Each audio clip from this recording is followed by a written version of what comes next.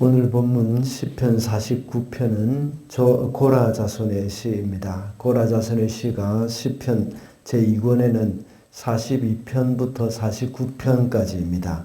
그래서 오늘 본문인 시편 49편은 제2권에 나오는 고라 자손이 지은 마지막 시라고 할 수 있습니다. 물론 시편 3편에서도 고라 자손의 시는 이렇게 나오게 됩니다. 3권이죠. 시편 3권에도 고라 자손의 시는 나오게 됩니다. 이 시의 시대적인 배경은 물론 정확하게 알 수는 없습니다. 그렇지만 이스라엘 백성들은 이 가까운 친척들의 장례식에 이 시편 49편을 많이 암송했다고 전해지고 있습니다. 그리고 이 시는 예수께서 누가복음 12장에서 비유로 드신 어리석은 부자에 대한 배경으로 볼 수도 있습니다. 어리석은 부자 아마 여러분들 기억하실 것입니다. 밭에 소출이 풍성해서 곡간을 더 짓고 만족하면서 이제 내가 평안히 쉬고 먹고 즐기자 하고 말했던 사람입니다. 그때 하나님께서 어리석은 자여 오늘 밤에 내가 내 영혼을 도로 찾는다면 그러면 그것이 누구의 것이 되겠느냐 하고 말씀하신 것입니다. 어리석은 부자는 자신의 재물을 의지하면서 만족하였던 것이죠. 그러나 사람이 의지할 것은 어리석은 부자가 생각하는 것과 같이 재물이 아니라는 것을 깨우쳐주고 있습니다. 그리고 우리 성도들도 역시 이 세상 살면서 과연 무엇을 의지하면서 살아야 할 것인지를 가르쳐 주고 있습니다. 그래서 오늘은 사람이 의지해야 할 것이라는 제목으로 말씀을 살펴보겠습니다. 첫째로 사람이 의지해야 할 것은 재물이 아닙니다. 6절입니다. 자기의 재물을 의지하는 자들과 돈이 많음을 자랑하는 자들을 내가 어찌 두려워하리요. 시인은 자기의 재물을 의지하는 자들과 돈이 많다는 것을 자랑하는 자들을 두려워하지 않는다고 했습니다. 오늘날도 간혹 돈의 힘으로 무슨 일을 하려는 사람들이 다 많이 있습니다. 그렇지만 그런 사람들을 두려워하는 사람은 거의 없습니다. 다만 그런 사람들이 돈이 많기 때문에 그것을 부러워할 뿐입니다. 왜냐하면 돈이 많다는 것은 이 세상을 살아가는 데에 편리함이 많이 있기 때문입니다. 그 편리함을 추구하다 보니 그 돈이 아주 절대적인 것으로 생각을 하는 사람들이 많아졌습니다.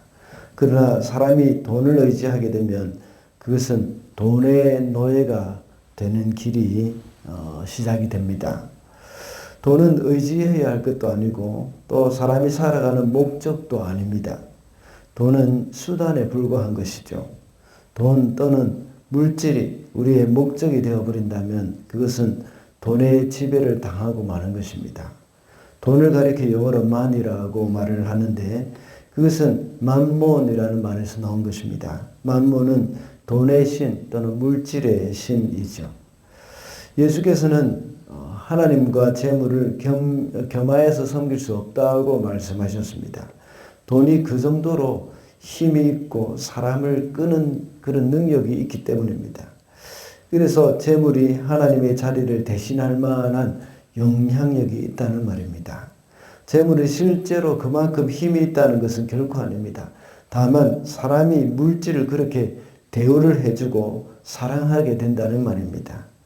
사람이 하나님을 섬기는 것 이상으로 물질을 섬기는 위험이 있습니다. 주어진 재물에 대해서 감사하고 의미 있게 사용할 수는 있지만 그것을 의지해서는 안 되는 것이죠.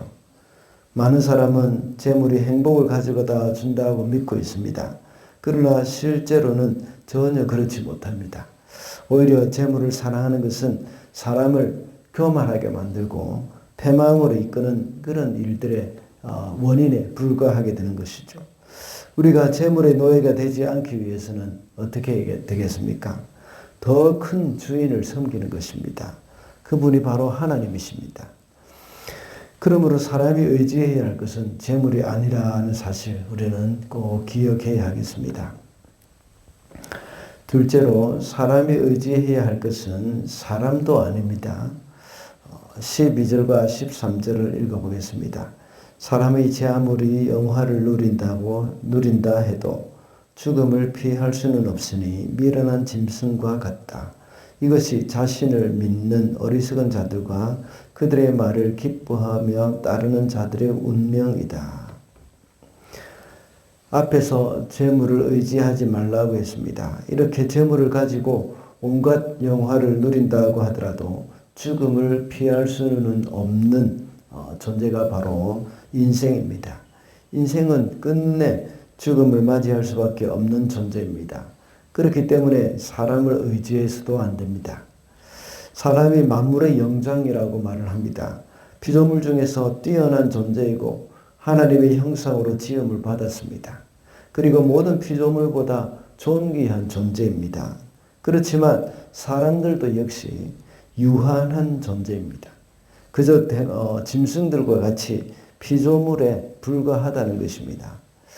인생이 지구를 지배하고 모든 피조물을 다스리고 살아가고 있기 때문에 사람은 교만해지기도 쉽습니다. 자신이 최고인 줄 알고 있습니다. 특히 모든 사람이 우상처럼 섬기고 있는 이 재물, 그것을 자신이 많이 가지고 있다고 생각할 경우에 더욱더 교만해지기가 쉽습니다. 그러나 인간도 역시 죽음을 피할 수 없다는 것을 말씀하고 있습니다. 그래서 예수께서 어리석은 부자의 비유에서 말씀을 하셨던 것 같이 오늘 밤에라도 내 영혼을 도로 찾으리니 그것들이 다 누구의 것이 되겠느냐 하고 말씀하셨습니다. 물론 앞서 재물도 우리가 의지해서는 안 된다고 했습니다. 더 나아가서 유한한 존재에 불과한 인생을 우리가 의지해서는 더욱 안 된다는 것입니다. 흔히 말하고 있지 않습니까? 사람은 사랑하고 아껴줄 대상이지 믿고 의지할 대상은 아니라고 했습니다. 시편 146편 3절에 보면 방백들을 의지하지 말고 도울 힘이 없는 인생도 의지하지 말라고 했습니다. 사람을 의지하고 사람을 믿을 때에는 항상 그 사람으로 인해서 실망하는 일이 생기게 마련입니다. 우리가 잘 아는 요셉은 감옥에서 술 맡은 관원장의 꿈을 해몽해 주었습니다. 그리고 그가 복직되었을 때는 자신을 기억해 달라고 말을 했습니다. 그가 감옥에서 나가면 자신이 풀려날 수 있도록 해줄 것을 기대하고 있었던 것이죠. 그러나 술 맡은 관원장은 요셉을 잊어버렸던 것입니다. 이런 일들을 통해서 요셉은 귀한 교훈을 얻었습니다. 자기가 의지할 분은 오직 하나님밖에 없다는 것입니다. 우리는 사람을 도와주고 은혜를 베풀어야 하지만 그 일에 대해서 뭔가 기대를 해서도 안 되는 것입니다. 마지막으로 사람이 의지해야 할 분은 하나님이라는 것입니다. 15절입니다. 그러나 하나님은 분명히 내 목숨을 건져주시며 수월의 세력에서 나를 건져주실 것이다. 우리 인생이 의지해야 할 분은 오직 하나님 한 분이십니다. 그분은 우리의 목숨을 건져주실 것이라고 고백합니다.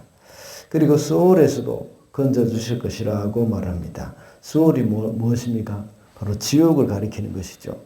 인생을 지옥에서 건져주실 분은 오직 하나님 뿐입니다. 여기서 말하는 수월이라는 것은 지옥을 의미하는 것뿐만 아니라 모든 어두움의 세력이기도 합니다. 더 나아가서 더 넓게는 인생의 불행을 의미하기도 합니다. 이러한 수월의 세력, 음부의 세력으로부터 인생을 건져 주실 분은 오직 하나님이심을 우리는 잊어서는 안 되겠습니다. 그래서 우리의 삶 가운데 환난과 고통이 닥쳐올 때 오직 하나님께 달려가야 하겠습니다. 재물이 우리를 그런 고통에서 건져줄 수가 없습니다. 돈으로 할 수 없는 것들을 나열해 놓은 유명한 글이 있지 않습니까? 그 중에 하나가 돈으로 좋은 침대는 살 수 있지만 단잠은 살 수 없다고 말했습니다. 단잠을 주실 수 있는 분은 하나님이십니다. 그래서 다윗은 시편 4편 8절에 내가 평안히 눕고 자기도 하리니 나를 안전히 가게 하시는 이는 오직 여호와시니이다 라고 고백을 했습니다. 그러면 우리가 의지해야 할 분은 오직 하나님 한 분이심을 잊어서는 안 되겠습니다. 말씀을 맺겠습니다. 오늘은 사람이 의지해야 할 것이라는 제목으로 말씀을 살펴봤습니다. 사람이 의지해야 할 것은 재물도 아니요 사람도 아니라고 했습니다. 우리가 의지해야 할 분은 오직 여호와 하나님이시라고 했습니다.